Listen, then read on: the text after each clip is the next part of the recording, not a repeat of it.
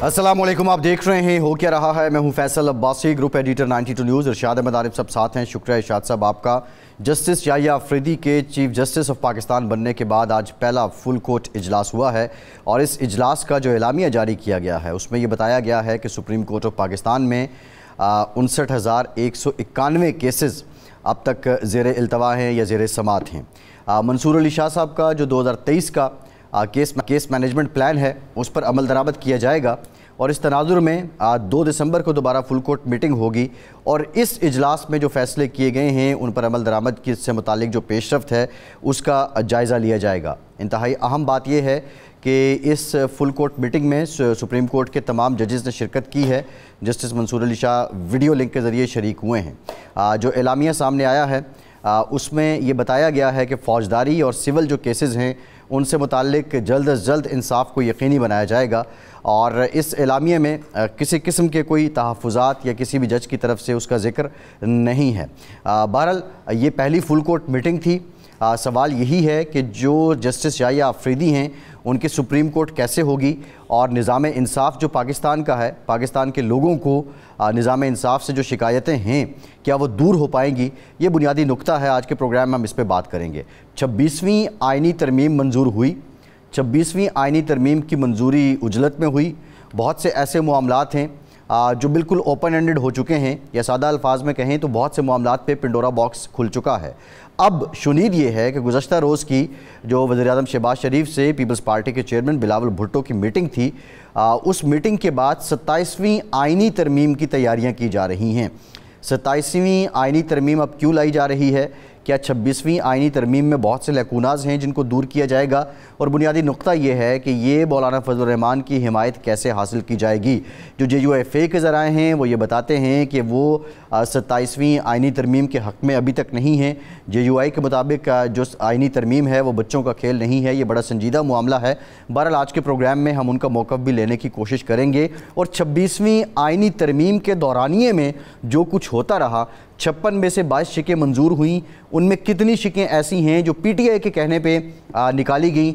मौलाना फजल रहमान के जो PTI से शिकवे हैं क्या वो बजा हैं? और PTI के जो अंदरूनी मामलात हैं, सलमान अकरम राजा और फैसल चौधरी साहब की बज़ाहिर बानी PTI ने आज सुलह करवा दी है, लेकिन ये रंजिशें यहीं तक ख़त्म हो गई हैं या ये तूल पकड़ेंगी? और PTI की तकसीम का जो तासुर आ रहा है ये कितना दुरुस्त है? इन तमाम मामलात पर बात करेंगे। इरशाद साहब, एलामिया आपने भी पढ़ा, हमने भी पढ़ा, केसेस 59,191 हैं। जस्टिस मंसूर अली शाह का जो 2023 का केस मैनेजमेंट सिस्टम का प्लान है उस पर इत्तफाक हुआ है। क्या तवक्को की जाए? क्योंकि पाकिस्तान के अवाम अभी भी जो रूल ऑफ़ लॉ इंडेक्स आया है उसमें हमारी सिर्फ एक दर्जा ही तरक्की हुई है, 130 से हम 129 पे आए हैं। क्या तवक्को की जाए और आप क्या समझते हैं कि आज की जो फुल कोर्ट मीटिंग है इससे वो तासुर भी ज़ायल हुआ, तेरा जज मेरा जज? देखिए अब्बास साहब, 2 चीज़ें हैं बड़ी अहम। एक तो आज फुल कोर्ट का फ़ौरन हो जाना। साबिक़ चीफ जस्टिस जनाब काजी फ़ैज़ ईसा साहब पर एतराज़ ही ये था कि वो अहम मामलात को टालते हैं और मर्ज़ी के बेंच की जो उनकी शिकायत उमरता बंदियाल साहब से होती थी उसको शिकायत का इजाला करने के बजाय ख़ुद भी मर्ज़ी के बेंच बनाते हैं, मर्ज़ी के केस सुनते हैं और बिरादर जजों को एतमाद में नहीं लेते। एक तो बड़ी शिकायत ये थी।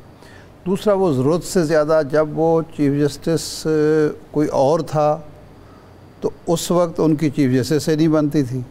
जब ये ख़ुद चीफ जस्टिस बन गए तो बिरादर जजों से इनकी नहीं बनती थी। यानी साबित ये हुआ कि अगर उस वक्त हम कहें कि चीफ जस्टिस ज़िम्मेदार थे तो जब ये चीफ जस्टिस बन गए थे तो फिर तो इनकी बननी चाहिए थी, वो नहीं हुआ। तो नतीजा ये हुआ कि कोर्ट की तकसीम होने का तासुर हुआ और ये भी पहली दफ़ा ही हुआ कि चीफ जस्टिस हौसला अफजाई कर रहे थे कि अदालती फ़ैसलों पर अमल दरामद ना हो। मसलन मिसाल के तौर पर जो उमरता बंदियाल साहब के दौर का फ़ैसला था सूबाई असम्बलियों के 2 असम्बलियों के, उस पर अमल दरामद नहीं हुआ। ये जो मखसूस नशस्तों वाला फ़ैसला इख्तिलाफी नोट में उन्होंने लिखा है वाज़ेह, और उन्होंने लिखा कि जी इस पर अमल दरामद कैसे हो सकता है। ये खुतबाजी की रिवायत भी उन्होंने डाली, फिर गले भी पड़ी उनको भुगतनी भी पड़ी। तो मेरा ख़्याल है कि अब शायद आज के जो तासुर सामने आया है उससे तो लगता है कि ये सूरत हाल जो ख़त्म होगी और इससे अदालत का वक़ार भी बुलंद होगा, आम लोगों के मसाइल भी सुने जाएंगे, उनको इंसाफ भी मिलेगा और जजों की जो सियासत है वो उसका भी शायद ख़ात्मा हो जाए। लेकिन अब देखते हैं यानी सुप्रीम कोर्ट ऑफ पाकिस्तान के अवाम की जो उम्मीदें हैं उस पर पूरा तवक्को कर रहे हैं, पूरी कोशिश करेगी। आज के फैसलों से लगता है कि कहा गया कि जी 2 दिसंबर को दोबारा हम मिलेंगे और जायज़ा लेंगे कि जो फैसले हमने किए उन पर अमल दरामद हुआ या नहीं। ये जस्टिस जाहिया अफरीदी साहब के पास टाइमलाइन बड़ा अच्छा है, 3 साल हैं, वो रिफॉर्म्स चाहें, वो एग्जीक्यूशन में बेहतरी लाना चाहें तो वो मेरे ख्याल कर सकते हैं। नहीं, इसमें एक जो आज जिस तरह एलामिये में मंसूर अली शाह साहब के जो प्लान है उसका जिक्र हुआ है जिस अंदाज में, तो इसका मतलब ये है कि वो बिरादर जजों को एक ताउन की ऑफ़र की लेके साथ लेके भी चलना चाहते हैं और उनकी जो अच्छी तजावीज़ हैं वो उनको मानने के लिए, उन पर अमल दरामद के लिए तैयार है। मकसद उनका लोगों को इंसाफ फराहम करना है, खुद नुमाई नहीं है कि जी किसी जज ने अगर एक प्लान दिया है तो मैं उसको क्यों करूँ, मैं तो अपनी मर्ज़ी करूँगा, ऐसी उनकी नीयत नज़र नहीं आती। ठीक, रियाज साहब कुछ 27वीं आईनी तरमीम पे भी बात करेंगे, लेकिन ज़रा ये जो कानूनी और अदालती मामलात हैं इस पर हमारे साथ मौजूद हैं इश्तर औसाफ साहब, कानून के शोबे से मायनाज़ शख्सियत हैं, साबिक़ अटॉर्नी जनरल हैं। बहुत शुक्रिया इश्तर साहब आपके वक्त का। सबसे पहले तो आप आज जो मीटिंग हुई है क्या इंप्रेशन ले रहे हैं, किस हद तक ये सब्सटेंशियल रही है, तमाम जजेस ने शिरकत की है, जजेस की तरफ से रूल ऑफ लॉ के लिए, निज़ाम इंसाफ की बेहतरी के लिए ताउन का यकीन दिलवाया गया है। बात हो रही थी कि जजेस के तहफ़्फ़ुज़ात, रिजर्वेशन, एलामिया में तो किसी किस्म का कोई जिक्र नहीं है। देखिए, फुल कोर्ट मीटिंग्स जो हैं, चाहे वो हाई कोर्ट्स की हों चाहे वो सुप्रीम कोर्ट की हों, उसमें जो बुनियादी अंसर होता है वो होता है कलेक्टिव विजडम का। सब जय्यद हैं, सब एक्सपीरियंस लोग हैं, अपने अपने प्रोविंसेस से जहाँ से वो आए हैं उनमें से काफ़ी जो हैं वो चीफ जस्टिस के तौर पर काम कर चुके हैं या सीनियर यूनिट जज के तौर पर काम कर चुके हैं। जब आप उस सीनियरिटी पर पहुँच जाते हैं हाई कोर्ट में तो आप एडमिनिस्ट्रेटिव कमेटीज़ में होते हैं, इसलिए आपके पास वो बहुत सारा एक्सपीरियंस होता है अपने प्रोविंसेस के जो डिस्ट्रिक्ट जुडिशरी है उसके मुतालिक, अपने हाई कोर्ट की कारकर्दगी के मुतालिक, और फिर जब सुप्रीम कोर्ट से जजमेंट्स आती हैं हाई कोर्ट के अंदर उनको बिठा दी कि तो उनको वो सारा कुछ, तो केस मैनेजमेंट सिस्टम्स वगैरह जो हैं उसके अंदर ये सब मिल के जो है वो काम कर सकते हैं। जस्टिस मंसूर अली शाह जो हैं उन्होंने बहुत सारा काम किया, ऑटोमेशन पे लेके गए और उन्होंने इसके ऊपर बहुत ज़्यादा रूल्स के ऊपर भी काम किया हुआ है जो कि सुप्रीम जुडिशल काउंसिल के भी हैं और जो जुडिशल कमीशन के बारे में भी। अच्छा, तो बिल्कुल अच्छी बात है कि ये सब बाहमी मशावरत के साथ है। इससे ये तासुर जो है एक आ गया हुआ था कि एक डिवाइड है वो ख़त्म होगा। और याद रखिए अब ये जो सुप्रीम कोर्ट है इसको एपिक्स कोर्ट इसलिए कहते हैं क्योंकि वो वहाँ पे है, एक ऐसी जगह पे है जिसकी तरफ हर कोई देखता है। तो वहाँ से आप क्यों लेते हैं, यानी आप वहाँ से रहनुमाई लेते हैं कि किस तरीके से मामला चल रहे हैं। अगर वहाँ पे पोलराइजेशन हो, दशनाम तराजी हो, तो फिर वो ट्रिकल डाउन करती है और वो आपके रूल ऑफ लॉ इंडेक्स को भी ख़राब करती है, वो आपके हाई कोर्ट्स के डिसिप्लिन के अंदर भी प्रॉब्लम्स लाती है, जुडिशरी के जो बाकी जो फैसेट्स हैं, डिस्ट्रिक्ट जुडिशरी वगैरह, उस पर भी असर करती है। तो मुझे यकीन है कि जो शुरुआत हैं ये बहुत अच्छी हैं और मेरी तजवीज़ तो ये भी पहले थी कि हर 15 दिन के बाद फुल कोर्ट मीटिंग होनी चाहिए। पहले 15 दिन का जायज़ा दें, अगले 15 दिन का प्रोग्राम बनाएं और उसको मामले को आगे लेके चलें। तो बहरहाल अब 1 महीने का वक्त दिया है, 2 दिसंबर को कहा है कि दूसरी फुल कोर्ट होगी, तो इसका मतलब ये है कि आपकी तजवीज़ को एक लिहाज से पजीराई बख्शी गई है। 15 दिन ना सही, 1 महीना काफ़ी सही है। अच्छा जी, बहुत अच्छी बात है। जी हाँ। अच्छा, दूसरा ये है कि ये फरमाएं कि ये मंसूर अली शाह साहब का जो केस मैनेजमेंट सिस्टम है ये इसके कोई खदोखाल आपके इल्म में हैं? जी, जो उनका जो केस मैनेजमेंट सिस्टम है उसके अंदर कैटेगराइजेशन ऑफ केसेस है। अच्छा। और डैशबोर्ड्स बनाए जाएंगे। डैशबोर्ड्स इस तरह होंगे कि उसमें पता चल जाएगा कि कौन से केस कितने पुराने हैं, उनके अंदर स्टे ऑर्डर कब दिए गए, उसके अंदर एप्लीकेशंस कितनी पड़ी हुई हैं और उनकी कैटेगरीज अगर अलग अलग कैटेगरीज बना दीजिए। मसलन टैक्स के मुतालिक केसेस हैं और वो अगर एक पर्टिकुलर सेक्शन के ऊपर हैं तो मुख्तलिफ बेंचेस के बजाय वो सब इकट्ठे हो जाएं, उसके ऊपर जो है टाइम एलोकेट हो जाए, उस दिन और कोई केसेस ना लगें और वो केसेस जो है वो उनकी पूरी दिन की हेयरिंग में काम खत्म हो सकते हैं। अच्छा। इसी तरह जो केस मैनेजमेंट के अंदर ये है कि किस तरीके के जो मामलात हैं वो जिसमें कंसाइज स्टेटमेंट्स वगैरह हैं वो सब फ्लैग हो जाएंगे। जब वो फ्लैग हो जाएंगे तो फिर आपको पता चल जाएगा कि कौन से केस जो हैं उनको फौरी समाअत की ज़रूरत है, कौन से केसेस जो हैं उनके अंदर अभी प्रोसीजरल चीज़ें होनी है, वो केसेस जिनके अंदर नोटिस जारी होने हैं उनको शायद जो है वो रजिस्ट्रार भी कर सकता है, उसमें कोर्ट में लगाने की ज़रूरत नहीं है। इस तरह साइलान का भी वक्त बचेगा, कोर्ट का भी वक्त बचेगा और एक मजबूत तरीके से ऑटोमेटेड तरीके से ये मामले आगे चलेंगे। सही। अच्छा, ये फरमाएं कि अब ये 27वीं आइनी तरमीम लाने की कोशिश हो रही है, बातें हो रही हैं, बिलावल भुट्टो साहब ने भी कहा, बाकी लोगों ने भी कहा, खुर्शीद शाह साहब की कमेटी को बरकरार रखा जा रहा है। जब ये 26वीं आइनी तरमीम एक हफ़्ता पहले मंजूर हो रही थी तो यही कहा जा रहा था कि जी ये जल्दबाजी में हो रही है, इसमें गलतियां होंगी, बड़ा भाम पैदा होगा, मसाइल खड़े होंगे, लेकिन उस वक्त किसी ने नहीं मानी, बड़ी जल्दी थी कि 25 से पहले आनी है। अब एक हफ़्ते बाद अगर या 2 हफ़्ते बाद या 3 हफ़्ते बाद ये तरमीम आती है तो ये इस बात का एतराफ़ होगा कि वो जल्दबाजी जो थी वो दुरुस्त नहीं थी, वो गलत थी और उसका ये नुकसान हुआ है और आइंदा कम अज़ कम ये तरीका अख्तियार ना किया जाए। आप ही के प्रोग्राम पे शायद मैंने भी इस बात की निशानदेही की थी कि तरामीम जो है वो बार बार हो नहीं सकती जी। और तरामीम जो है वो ऐसी होनी चाहिए, मजबूत होनी चाहिए और ऑल एनकम्पसिंग होनी चाहिए, क्योंकि बहुत सारे ऐसे मामला जो रह गए हुए हैं। मसलन हमारे मुल्क में कोई तस्वर नहीं है आईनी ओहदे का डिप्टी प्राइम मिनिस्टर के, वो अगर प्राइम मिनिस्टर ना हो तो फिर जो इस वक्त तो स्टैट्यूटरी है, इस वक्त तो वो नोटिफिकेशन के जरिए है, लेकिन मेरा ख्याल है कि एक डिप्टी प्राइम मिनिस्टर का आईनी ओहदा भी होना चाहिए। इसी तरह हेल्थ जो है वो आपका बुनियादी हक है, उसको बुनियादी हकूक के उस फहरिस्त में होना चाहिए।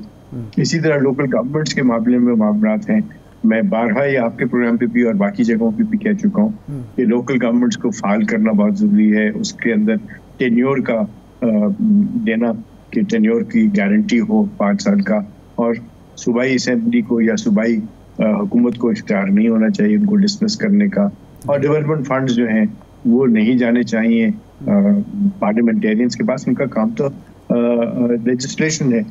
तो अगर इस तरह की लेजिस्लेशन करनी है तो बहुत अच्छी बात है, लेकिन डिबेट करके आराम से करें।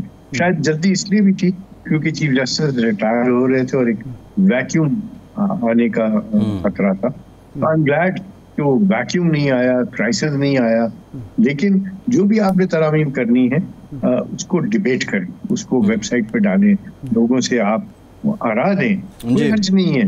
देखिए कलेक्टिव विजडम जो है उससे बेहतर विजडम कोई नहीं होती। सही है। अच्छा, ये फरमाएं कि ये आपने बात की कि बहरान नहीं, बहरान तो अब नज़र आ रहा है कि मसलन एक सवाल है कि मखसूस नशिस्तों का जो फ़ैसला है वो 13 रुकनी फुल कोर्ट ने दिया। अब ये केस नज़र सानी में है, अपील है उसकी, वो अब कॉन्स्टिट्यूशनल कोर्ट में जाएगी अपील या यही कोर्ट सुनेगी? क्योंकि वो ज़ाहिर है वो तो 5 रुकनी होगा या ज़्यादा से ज़्यादा 7 रुकनी होगा। देखिए मैं ऑन रिकॉर्ड हूँ वेबसाइट कि हमारे जो आइन है उसमें हाई कोर्ट में तो गुंजाइश है बेंचेस वगैरह की, लेकिन हमारा आइन जो है वो बेंचेस को रिकग्नाइज नहीं करता सुप्रीम कोर्ट के। लेकिन इतने बरस से ये एक प्रैक्टिस चली आ रही है कि उसको सुप्रीम कोर्ट को आपने बेंचेस में तकसीम कर दिया हुआ है। ऐसे मामला जो हैं वो जाने ही फुल कोर्ट के पास जाएंगे, जितने भी जजेस अवेलेबल वही फुल कोर्ट होता है। और ये चूंकि ऐसे के असरात जो हैं वो इतने दूरस्थ हैं, इनके असरात जो हैं वो ऐसे हैं जिनका इतलाक सारे सूबों पे होगा, इनका इतलाक आने वाले इलेक्शंस पे होगा, इनका इतलाक जो है फिलहाल जो मामला चल रहे हैं उस पे भी होगा। तो माजी में क्या हुआ उसके ऊपर भी सारा कुछ उसका अहाता भी होगा, हाल में क्या होने जा रहा है उसका भी ये होगा, और फ्यूचर की एक सिम्ट भी तो तय करनी है। तो इसलिए जितने ज्यादा जज बैठ सकें उतना ही अच्छा। अच्छा, ये बताइए अब ये केस जो है ये आपके नज़र में कहाँ जाएगा? ये डेफिनेटली एक आईनी इशू है, इट हैज टू गो। मैं तो समझता हूँ कि देखिए वो आईनी बेंच भी तो कोर्ट का हिस्सा है ना। नहीं, तो मेरा सवाल ये है कि यह क्या एक जो 13 रुकनी फैसला है, 13 रुकनी बेंच का फैसला है, वो 7 रुकनी या 5 रुकनी सुन सकता है उसकी अपील या रिव्यू? जी देखिए, जो पुराना कानून था उसके मुताबिक तो लार्जर बेंच होना चाहिए अपील सुनने के लिए। रिव्यू में वही जजेस होते हैं। अब ये सारे मामला जो है ये जो आपकी 3 रुकनी कमेटी है, मुनासिब ये होगा कि वही उसके ऊपर डिसीजन ले, और जो वो डिसीजन दे वो साहिब होगा। सही है। अच्छा, ये बताइए अख्तर साहब कि अब आईनी तरमीम को चैलेंज किया गया है, आबिद ज़ुबैरी साहब ने भी किया, बलूचिस्तान हाई कोर्ट बार ने, और ग्राउंड जो लिया गया है कि पार्लियामान मुकम्मल नहीं था क्योंकि सेनेट के इंतखाबात अभी KP के नहीं हुए हैं। आप समझते हैं कि क्या ये ग्राउंड दुरुस्त है? और दूसरा, क्या आईनी तरमीम को सुप्रीम कोर्ट में चैलेंज किया जा सकता है, और ये चैलेंज हुई है तो अब ये किस तरफ को जाएगी? क्या ये आईनी बेंच के पास ही जाएगी? आइन के रूह से तो चैलेंज नहीं होनी चाहिए।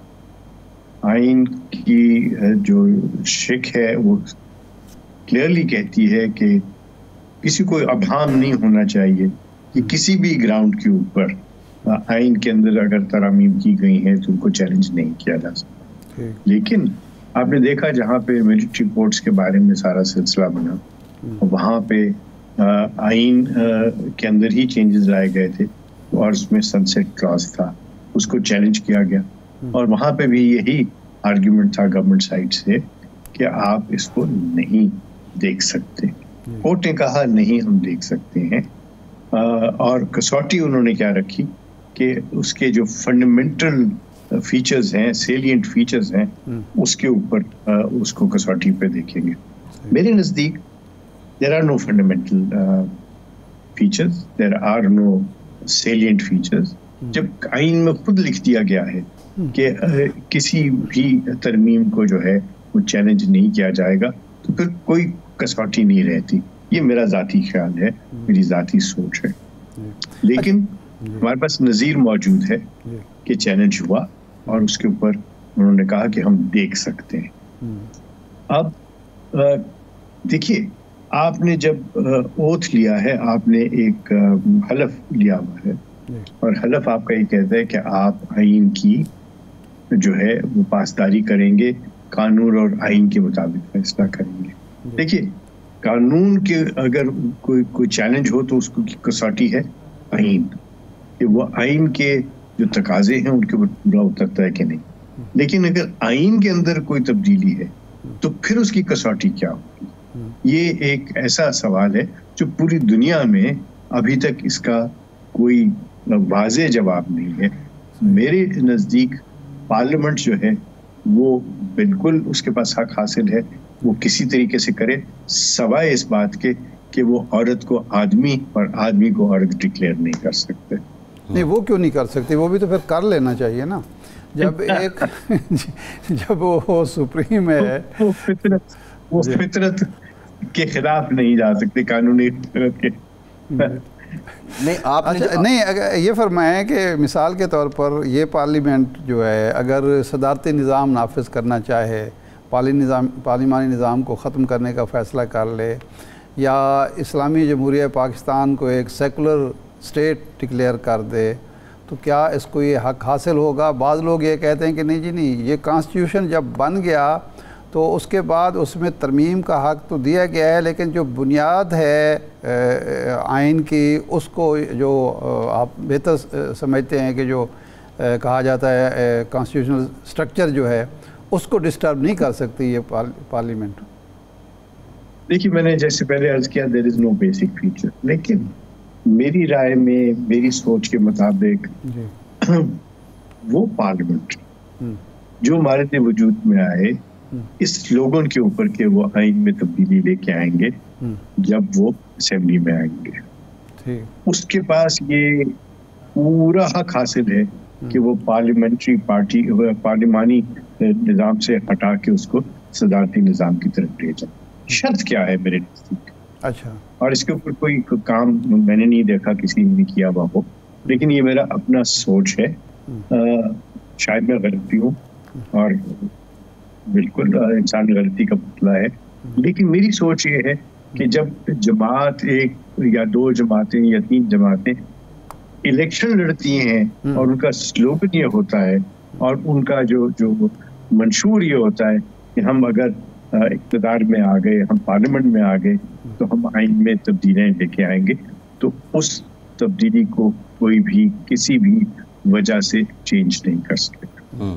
अच्छा, ये तो फिर मैंने, इसका मतलब है कि जो लोग ये आर्गूमेंट देते हैं वो फिर दुरुस्त आर्गूमेंट देते हैं। जो आप फरमा रहे हैं वो भी यही कहते हैं कि ये जो सुप्रीम कोर्ट है या ये जो असम्बली है, वफाकी कौमी असम्बली जो है या सेनेट है या पार्लिमान है, ये इस बुनियाद पर वजूद में नहीं आएगी कि ये सिस्टम के जो बेसिक चीज़ें हैं उसको तब्दील करेगी।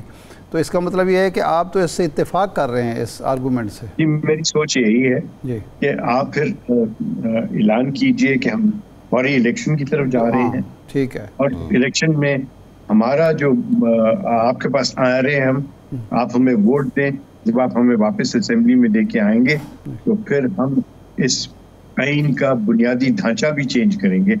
ये अगर कोई 2/3 मेजॉरिटी से आती हैं, then people have spoken। सही है। अच्छा, ये बताएं इश्तर साहब कि अब बिलावल साहब ने बारहा कहा कि हमने अदालती 58(2) भी ख़त्म कर दिया।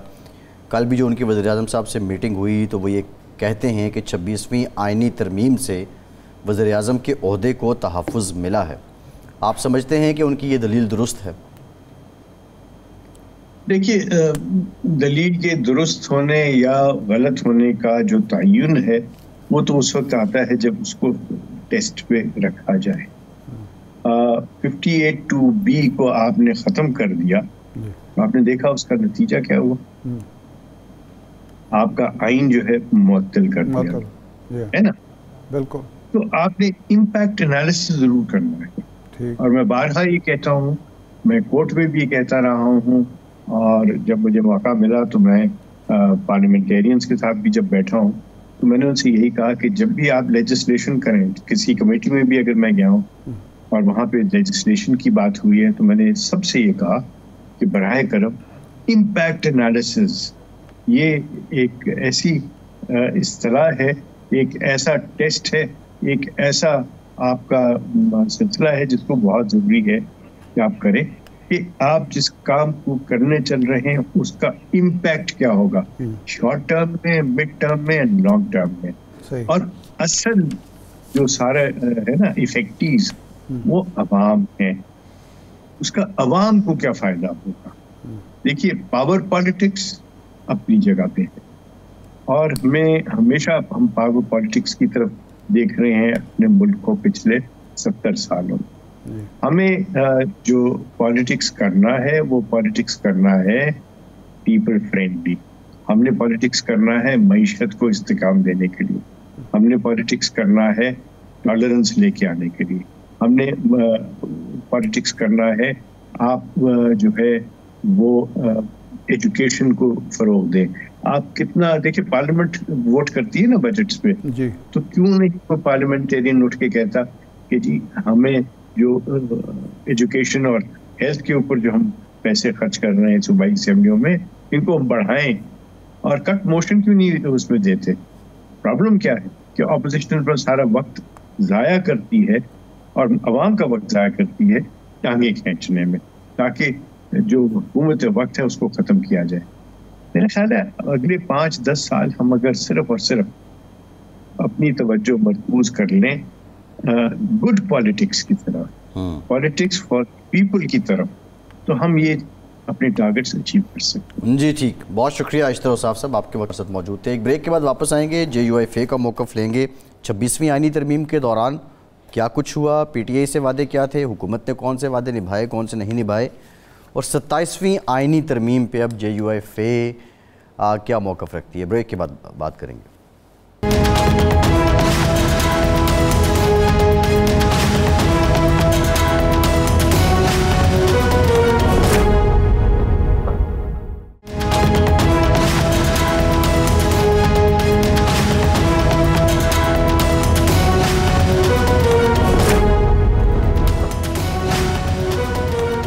ब्रेक के बाद एक बार फिर से आपका खैर मकदम करते हैं। इरशाद साहब, बड़ा कलील सा वक्फा हुआ 26वीं आइनी तरमीम के बाद, और बिलावल साहब कल मॉडल टाउन पहुंच गए, वज़ीर-ए-आज़म साहब से मिल लिया।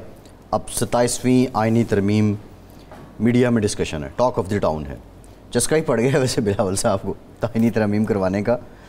क्या होगा इसमें? अपेरेंटली एक तो वो जो 56 में से 22 शिकें मंजूर हुई, बाकी मानदा शिकें आएंगी, या ये जो 22 मंजूर हुई हैं इसमें बहुत से ऐसे हैं कि जिन्होंने मज़ीद सवालात पैदा कर दिए हैं, उन सवालात को एड्रेस करने की कोशिश की जाएगी। देखें, जो काम भी आप वो कहते हैं ना जल्दबाजी शैतानी काम है, तो ये जल्दबाजी के ही नतायज हैं कि आप वक्ती तौर पर वक्ती फ़ायदा, सियासी फ़ायदा उठाने के लिए आप आइन जैसे एक मुक़द्दस दस्तावेज़ को डिस्टर्ब कर रहे हैं। 18वीं तरमीम के बाद जब 19वीं तरमीम आई तो इन्होंने कहा कि जी अदालत ने, चीफ जस्टिस इफ्तिखार चौधरी साहब की अदालत ने हमें गर्दन पर पाँव रख के ये 19वीं तरमीम कराई, और हमने तो बहुत बड़ा इनकलाब बर्पा कर देना था और अदलिया का, तो लेकिन हमसे वो करा दी गई। अब तो आप आज़ाद थे, आपको कहीं से आपने मेंबर तोड़े, आपको किसी ने नहीं रोका, आपने वफ़ादारियाँ तब्दील की, लोटा क्रेसी की, किसी ने नहीं रोका। मौलाना फजल रहमान साहब ने आपकी मदद की, आपने मौका दिया कि 1 महीना आपके पास तकरीबन महीना बनता था, आप मज़ीद सोच लें। सोच विचार के बाद हालत ये है कि हफ्ते बाद आपको एहसास हो, किसी और ने तवज्जो नहीं दिलाई, आपको पता चला कि जनाब हम तो गलतियाँ कर बैठे हैं।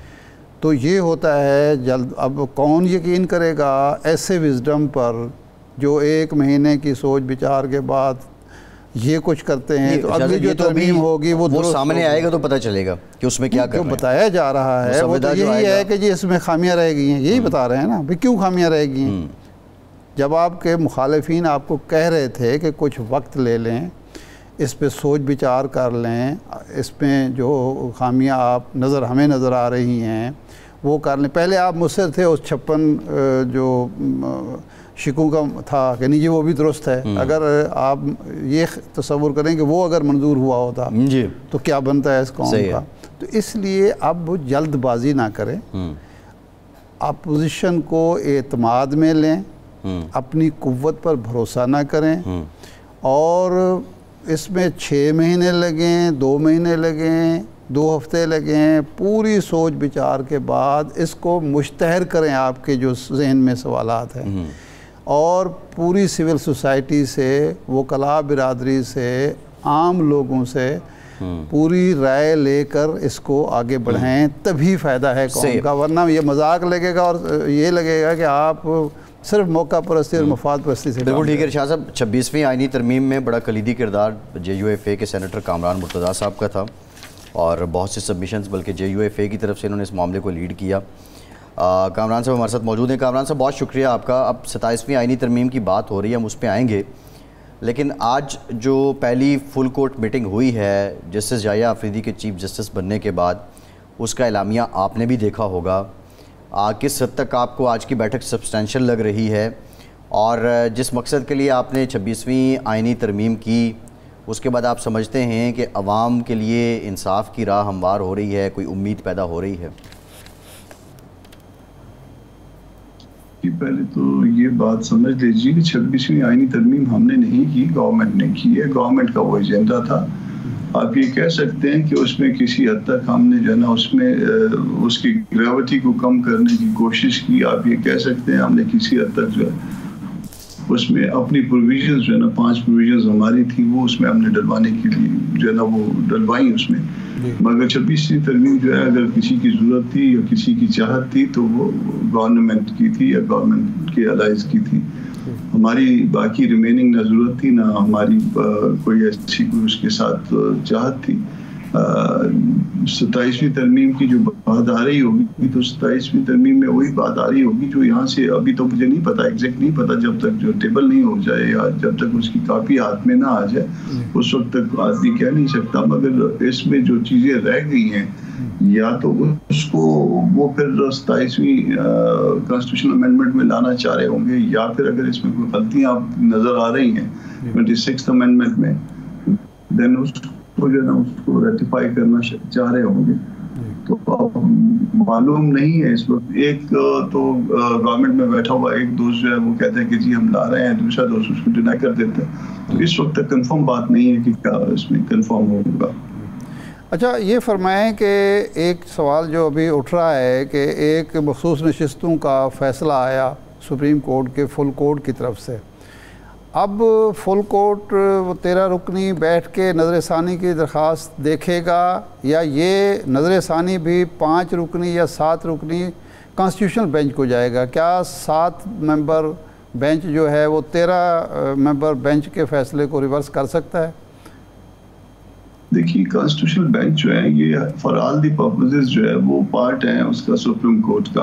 अब जब पार्ट एंड पार्सल है उस सुप्रीम कोर्ट का, तो फिर उनकी स्ट्रेंथ अगर उससे कम होगी, जितने जो बड़े बेंच ने अगर फैसला किया, उसका छोटा बेंच बैठ के उसको किस तरह से अनडू कर सकेगा, ये सवाल जो है शायद ना किसी ने सोचा, ना किसी ने इसके ऊपर जो है ना इसका सलूशन दिया। और जब ये मामला आएगा तो फिर उसके बाद जो है ना फिर अगेन आपको मुश्किल पेश आएगी, और भी बहुत सारी मुश्किलें पेश आएंगी। फर्ज कर लीजिए कि आप जो है ना वो एक बेंच बना देते हैं, 5 मेंबर्स का बेंच बना देते हैं, और उसमें कोई एक रिक्यूज कर देता है, तब क्या करेंगे? कोई फिर को उसका कोई जवाब पता नहीं है। अच्छा। बहुत सी चीज़ों का जवाब हमें नहीं पता इस वक्त। हमारे पास इसके प्रेसिडेंट्स भी मौजूद नहीं है। बाज़ औक़ात हम हदायत पाते हैं उन नज़ायर से, उन प्रेसिडेंट से जो कि कोर्ट की बन गई होती हैं उस वक्त तक। सुप्रीम कोर्ट की तो बहुत सारी जो है ना इस वक्त हमको फॉरेन जो स्टूडेंट्स डेवलप हो गया हुआ है वो हमें पता होता है। अब क्या बनेगा, क्या होगा, कहाँ पे कौन से सवालात पैदा होंगे, ये हर रोज़ का मसला होगा।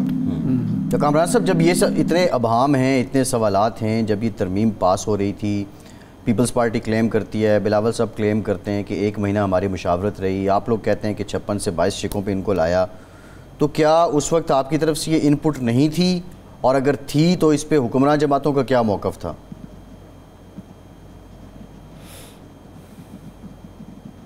देखिए, हमारी इनपुट वो थी कि उसको भी कर दिया था।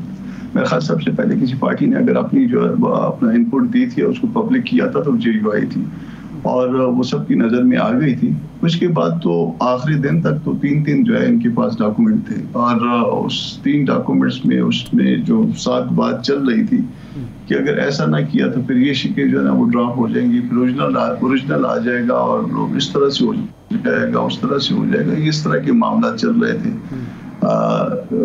कुछ एक डॉक्यूमेंट पे कंसेंसस नहीं था, किसी एक डॉक्यूमेंट को दिखाया नहीं था, बल्कि उसमें कहीं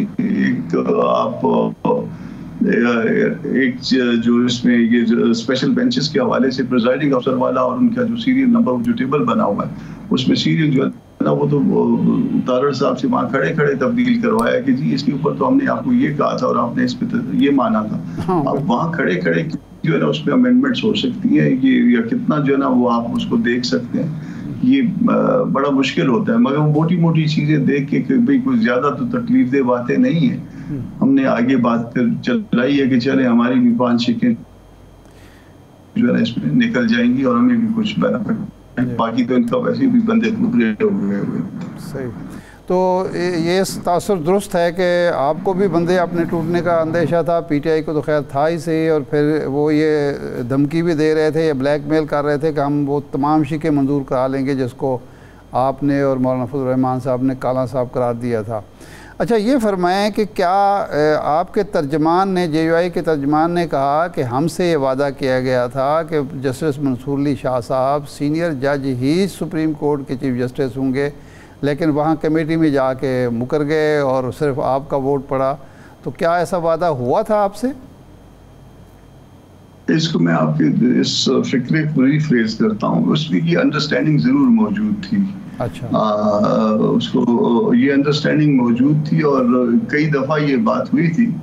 तो जब उसमें सीनियरिटी का जो है ना, वो जब इन्होंने वो कहा कि जी सीनियरिटी में पैनल होना चाहिए और हर जगह पे होता है, और इसको जब डिबेट कर रहे थे तो फिर हमने कहा था कि इसको अगली दफ़ा के लिए कर लीजिए और इस दफ़ा के लिए नोटिफिकेशन पहले कर दीजिए एज अ गुड जेस्चर। तो उन्होंने कहा कि नहीं होंगे वही, आप उसको आप वादा कह लें, अंडरस्टैंडिंग कह लें, उससे कमतर लेवल की चीज़ कह लें, उससे अपर लेवल की चीज़ कह लें, मगर ये बात यकीनन जो है ना ये हुई थी। और आपने देखा कि इस बात की कोई जो है ना वो तरदीद नहीं आई है अभी तक। गो कि वो एक स्टेप ऊपर की बात कर रहे हैं, मगर मैं एक स्टेप नीचे की बात कर रहा हूँ। ये अंडरस्टैंडिंग बहरहाल मौजूद थी। सही है। अच्छा कामरान साहब, 56 शिकें थी जिसमें से 22 मंजूर हुई हैं, 34 शिकें निकलवाई गई हैं, क्योंकि पीटीआई बड़ा कलीदी किरदार रहा। मौलाना उनके साथ रवाबित, कॉरस्पॉन्डेंस, एक ब्रिज का किरदार था मौलाना का हुकूमत और पीटीआई के बीच। 34 शिकें जो निकली हैं उनमें से कितनी पीटीआई की फरमाइश पे निकाली गई हैं? देखिए, पीटीआई की फरमाइश पे तो सिर्फ एक ही निकली है, बाकी तो हमने अपनी फरमाइश पे निकाली है। पीटीआई की जो फरमाइश पे 2 फरमाइश थी, उसमें जिस वक्त तारड़ साहब जो है वो अपना वो डिबेट कर रहे थे, जिस वक्त जो इसको अपना पेश कर रहे थे, तो उस वक्त मुझे अपोजिशन चैम्बर से जो है एक मैसेज आया कि जी 2 मिनट तकलीफ करे, जरा बाहर आ जाए। मैं गया तो फिर जी पीटीआई के दोस्त जो सरकार कामरान साहब, ये बड़ी इंपॉर्टेंट बात आप कर रहे हैं, थोड़ी आवाज़ में खलल था, आप रिपीट कर दें काइंडली। मैं रिपीट कर देता हूँ कि 2 चीज़ों पे उन्होंने कहा है कि ये प्रिजाइडिंग अफसर वाले, ये जो प्रिजाइडिंग जज वाली बात थी, ये उसको दूसरे नंबर पे रखा हुआ था। और प्रिजाइडिंग जज का उन्होंने कहा कि आपने हमें बताया था कि आपने सीनियर जज का जो है ना इनसे जो है ना वो एग्री करवाया इस बात पे। मैंने कहा बिल्कुल ये हमने करवाया था। उन्होंने कहा कि इन्होंने फिर ऐसे ही कर दिया। मैंने कहा मैं जाके बात करता हूँ। दूसरा कहा था कि ये जो 8 और 4 का तनासुब है इसमें कमेटी में, पार्लियामेंट्री कमेटी में, ये देखिए उधर से नेशनल से ये बराबर होने चाहिए। तो ये 2 बातें जो है ना उस वक्त ये मुझे कही गई थी। दोनों बातों को लेके मैं आया और फिर तारड़ साहब उस वक्त लेग्स पे थे। मैंने उनको कहा कि तारड़ साहब एक बात तो कि मेरे साथ आपकी तय हुई थी कि प्रिजाइडिंग जज का लफ्ज नहीं होगा, और ये भी तय हुआ था कि वो सीरियल 3 पे होंगे, जो सीनियर जज होंगे इसके कॉन्स्टिट्यूशनल बेंच के, और उससे पहले जो है ना सुप्रीम कोर्ट के सीनियर जजेस होंगे। और उन्होंने अटॉर्नी जनरल साहब से मशवरा किया दोनों के सामने, चूंकि ये बात भी उनके साथ हुई थी। तो देन जो है ना उन्होंने कहा कि जी ठीक कर देते हैं। फिर खड़े खड़े इस बात को ठीक कर दिया। दूसरा जो मामला था उसमें उन्होंने कहा यार कि देखो ये हमने बारो किया है वो इलेक्शन कमीशन वाले मामले से, वहाँ पे भी 8 और 4 का तनासुब है। और दूसरी बात ये है कि एक हाउस है 336 का और एक 100+ का। अब आप बताओ कि ये रेशो जो है 8 और 4 की मुनासिब है या नहीं। तो बात उनकी जो है ना दुरुस्त थी तारड़ साहब की, मैं क्या उस बात से। तो मैंने कहा कि ठीक है, ये दूसरी बात शायद हम नहीं उसको मनवा सकते, मगर पहली बात हमने मनवा ली और उस चीज को मनवाई है। बाकी रिमेनिंग तो ये जो आर्टिकल 8 वाली बात थी, आर्टिकल 199 वाली बात थी, 51 वाली बात थी, 63 वाली थी, 106 वाली थी, ये सारा जेडवाई ने अपने तौर पे ये सारा कुछ किया था। आर्टिकल 200 वाली जजों की ट्रांसफर वाली बात थी। ये तो हमारा अपना जो है ना वो निकालने में अपना किरदार था। अभी अब अगर 27वीं तरमीम आती है, इस तरमीम के अंदर जो खामियां हैं वो दूर करने के लिए आती हैं, या उसमें जो चीज़ें रह गई उस वक्त मंजूर नहीं करा सके, हुकूमत दोबारा मंजूर कराने की कोशिश करती है 199 के हवाले से, 200 के हवाले से, 8 के हवाले से। तो जमीयत उलमा इस्लाम का नुक्ता नज़र क्या होगा? पहले मुसवदा लेगी, फिर बातचीत करेगी, या फिर कमेटी में बैठेगी और फिर देखा जाएगा कि क्या बनता है? देखिए, इसको मौलाना कह चुके हैं, उसमें पहले ही उसको रिजेक्ट कर चुके हैं। अगर फर्ज कर लीजिए बाकी करना होता तो अभी तक कर लिया होता। अगर बाकी चीज़ों पे वोट करना होता तो हमने वोट नहीं किया, तो तंग आके उन्होंने जो ना उसको जिस हद तक आया मामला उस हद तक बिल लाए ना, तो बाकी चीज़ों को एग्री नहीं किया। तो अगर वो चीज़ वापस दोबारा लाएंगे तो ऑलरेडी रिजेक्टेड है। हाँ, अगर कोई गलतियां अगर ऐसी हैं जिसको अगर कोई दुरुस्त करना है, इसमें कहीं काम में फुल स्टॉप की गलती है, कहीं और जो है ना वो फर्ज कर लीजिए ये जजों वाले मामले में कि अगर सीरियल नंबर 3 पे जो है वो गिरफ्तार कर देते तो क्या होता। इस यहाँ पे कोई एम्बिग्विटी है, कोई और किसी जगह पे ऐसी बात समझ में आती है, कोई इवेंचुअलिटी की सूरत में जो है चीजें आंसर नहीं होती तो उसको फिर देखा जा सकता है, मगर बाकी चीजें जो रिजेक्ट हैं वो रिजेक्टेड है। सही। अच्छा, अगर ये इसी 26वीं तरमीम में इस्लाह के लिए वो कोशिश करते हैं तो आपका ताउन गैर मशरूत होगा या आप फिर कोशिश करेंगे कि मज़ीद आप स्पेस ले सकें और जो चीज़ें आपकी नहीं मानेगी अब मनवा लें? देखिए, हमारी जो यही चीज़ें थी, हमारी चीज़ें तो हमने रजिस्ट्रेशन एक्ट पे था मामला, एक वक्फ इमलाक इस्लामाबाद में उस बिल पे था, वो अभी तक एक चीज़ रहती है, और 5-6 जो है ना वो अमेंडमेंट्स हमारी शरीयत कोर्ट के और इस्लामी नज़रियाती काउंसिल के हवाले से, सूद के हवाले से थी, वो हमने तकरीबन कैरी करवा ली है। अब उस अगर कोई मुल्क के लिए अच्छी चीज़ लाते हैं तो हम साथ चल भी सकते हैं कि कोई अगर फर्ज कर ले कोई क्लैरिटी किसी चीज़ में चाहिए, मगर बाकी ये चीज़ें जो है कि जिसमें हाई कोर्ट के इख्तियार कम कर दें, जिसमें मिलिट्री कोर्ट्स ले आए, इस तरह से जो है ना बातें वो एक्सेप्टेबल नहीं होंगी। अच्छा, ये बताएं अभी एक चल रहा है कि मौलाना फजल रहमान साहब PTI से नाराज़ हैं कि आपने वोट क्यों नहीं किया जब हमारा तय हो गया था, और उसके बाद यानी आपको वोट करना चाहिए था, लेकिन उससे भी ज़्यादा इस बात पे कि आप कमेटी में नहीं आए और उसकी वजह से 2/3 जो पार्लिमानी कमेटी थी आपने वादा किया था, आप उसमें नहीं आए और जिसकी वजह से मंसूर अली शाह साहब के हक़ में सिर्फ एक वोट आया। ऐसी कोई बात है, कोई ऐसे नाराज़गी चल रही है? नहीं, मेरी आज गौर खान से बात हुई है, बैरिस्टर गौर से बात हुई है। आज उन्होंने कहा कि मैंने कोई चीज़ रखी थी उनके सामने, तो उन्होंने कहा कि फिर इस पर बैठना चाहिए। अच्छा। तो मौलाना सरगोदा गए हुए थे, जनाब नगर गए हुए थे। अच्छा। तो शायद आज पहुंच गए होंगे, मगर कोई नाराजगी वाली बात नहीं है। मेरा ख्याल है कि ये वोट ना करने वाला नैरेटिव भी मौलाना साहब ने जो है वो PTI को कहा था कि आपका नैरेटिव ये बनता है, और कमेटी में अलबत्ता मैं उनके लिए गया था, बात हुई है कि वो बैठ जाते तो शायद कोई ज्यादा बेहतर बात होती, इस तरह ना होता। तो बहरहाल वो अलग से पार्टी है, उनकी अपनी मर्जी है, अपनी उनका हक है, स्ट्रेटजी उनकी अपनी अलग से होती है। जी। अच्छा कामरान साहब, ये बताइए कि 26वीं आईनी तरमीम के दौरान जब ये सब कुछ चल रहा था तो PTI ने किसी मौके पे मौलाना को ये यकीन दहानी करवाई थी कि उनकी ये शराइत मंजूर हो जाती है तो वो भी इस तरमीम के हक़ में वोट कर देंगे? नहीं, उसमें यकीन दहानी नहीं, मैं आपको पहले बता रहा हूँ कि ये जो है ये नैरेटिव भी मौलाना ने दिया था उनको कि आप वोट ना करिए, मगर जो चीज़ें हमने जो चीज़ें जो मतलब रिड्यूस करके लाए थे उस पे PTI जो है वो तकरीबन उन्होंने कहा कि जी हाँ, आपने सारा जो है इसका जो गलत बातें हैं वो इससे निकाल दी हैं, और वो इसके ऊपर मुतमिन थे तकरीबन। नहीं, यानी PTI वोट करना चाह रही थी?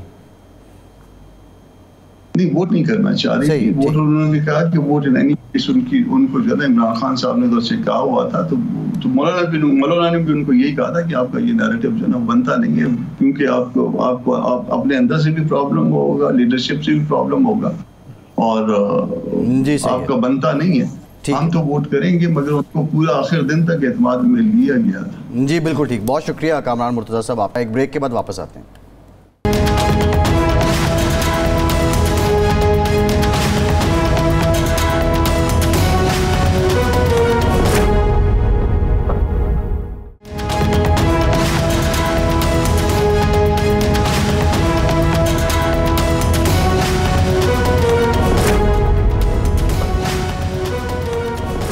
ब्रेक के बाद एक बार फिर से आपको खुशामदीद कहेंगे। इरशाद साहब, सियासी मामलात तो चलते ही रहते हैं, बहुत बात होती है, लेकिन वीकेंड पे सुना कि आप DG खान गए अपने इलाके में, और मेरे ख्याल काफ़ी टाइम के बाद आपका वहाँ जाना हुआ। तो क्या हालात हैं वहाँ की? जो यहाँ की सरकार है वो कैसी परफॉर्म कर रही है, लोग क्या कर रहे हैं, और वहाँ के जो लोग हैं वो सोच क्या रखते हैं, और अच्छी बातें क्या हैं? मेरा बिल्कुल आज मूड नहीं है कोई सियासी बात, जिस तरह आपने कहा कि वहाँ मैं एक रूहानी महफिल में शिरकत के लिए गया था। एक बहुत ही बड़े आलिम उस इलाके के, सूफ़ी बासफ़ा और पीर तरीक़त हज़रत मोहम्मद अकरम शाह जमाली साहब थे। उनका सालाना उर्स था, महफिल मिलाद थी और एक रूहानी महफिल थी। और उसमें जो मेरे साथ राना मोहम्मद अज़ीम साहब भी थे, जो हमारे तजज़ियाकार हैं, एंकर हैं। वहाँ जो हमारे लिए सबसे ज़्यादा दिलचस्पी की बात थी वो ये था कि एक कुल्लियतुल गौसिया बच्चियों का तालीमी इदारा बनाया गया है। अच्छा। जिसमें दर्स निज़ामी और बीए तक तालीम दी जाती है। उसमें आईटी की तालीम भी शामिल है, उसमें बाकी चीज़ें भी सारी की सारी शामिल हैं और तमाम इखराजात वो इदारा बर्दाश्त करता है।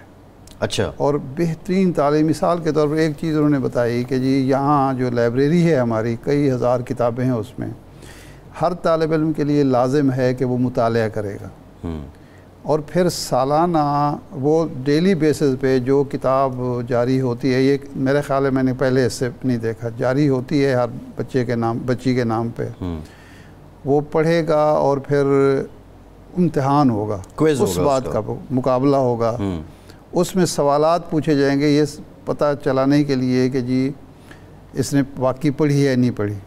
और साल के बाद जो सबसे ज़्यादा बच्ची पढ़ेगी, सबसे ज़्यादा, मतलब एक बच्ची के बारे में पता चला कि 1,80,000 सफ़हात उसने पढ़े हैं।